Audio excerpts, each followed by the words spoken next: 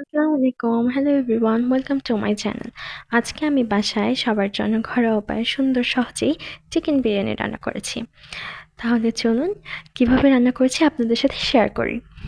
Chicken biryani রান্না করার জন্য আমি এখানে চিকেন, চিনি গুঁড়া চাল, টক দই, জিরে বাটা, বাদাম বাটা, আদা রসুন বাটা, পেঁয়াজ কুচি, কাঁচামরিচ, এলাচ, দারচিনি, টমেটো সস, ঘি এবং আলু কেটে নিয়েছি। আমি যেহেতু বিরিয়ানিতে আলু দেবো তাই আলুগুলো একটু বড় বড় করেই কেটে নিয়েছি।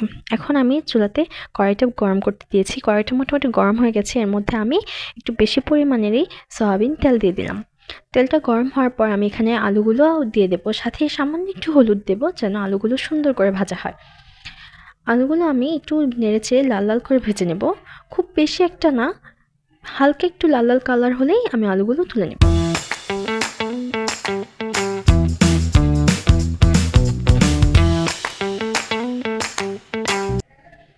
দেখতেই পাচ্ছেন আমার আলুগুলো লাল লাল করে ভাজা হয়ে গেছে। আমি এখন সবগুলো আলু তুলে নিচ্ছি। আলুগুলো তুলে নিয়ে ওই একই তেলে আমি এলাচ, দারচিনি, লবঙ্গ, তেজপাতা এবং পেঁয়াজ কুচিগুলো দিয়ে দিচ্ছি। পেঁয়াজটা হালকা একটু ভাজা ভাজা হলে আমি এর মধ্যে আদা রসুন বাটা দিয়ে দিচ্ছি। যেসব বাটা মশলাগুলো আমি বেটে রেখেছিলাম একে একে এখন সবগুলো দিয়ে দেব। আদা রসুনটা হালকা একটু ভাজার পর আমি এর মধ্যে সিরকা, সয়া সস, কেওড়া জল, টক দই, বাদাম বাটা, জিরে বাটা, বাটা মশলাগুলো সব দিয়ে দিচ্ছি। বাটা মশলাগুলো সব দেওয়ার পর আমি এটা ভালো করে মশলাটা কষিয়ে নেব। মশলাটা কষার পর আমি এখানে কেটে রাখা টমেটো, লবণ আর টমেটো সস দিয়ে ভালো করে মিশিয়ে নিচ্ছি। এ পর্যায়ে একটু ভালো করে মিশিয়ে নাড়াচাড়া করে আমি চিকেনগুলো দিয়ে দেব।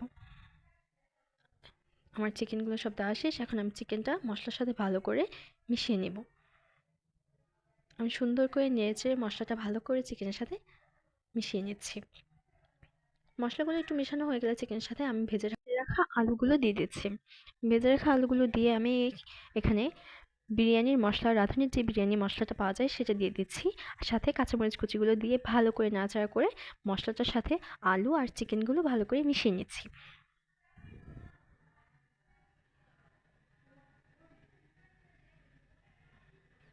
মশলাটা ভালো করে চিকেনের সাথে মেশানো হয়ে গেছে। আমি আগেই ধুয়ে রেখেছিলাম চিনি গুঁড়া চালগুলো আমি দিয়ে দিচ্ছি। চালটা ভালো করে নিয়েছে চিকেনের সাথে মেশাবো এবং হালকা একটু ভেজে এর মধ্যে আমি আগে থেকেই গরম পানি করে রেখেছিলাম, সেই গরম পানিটা দিয়ে দেব।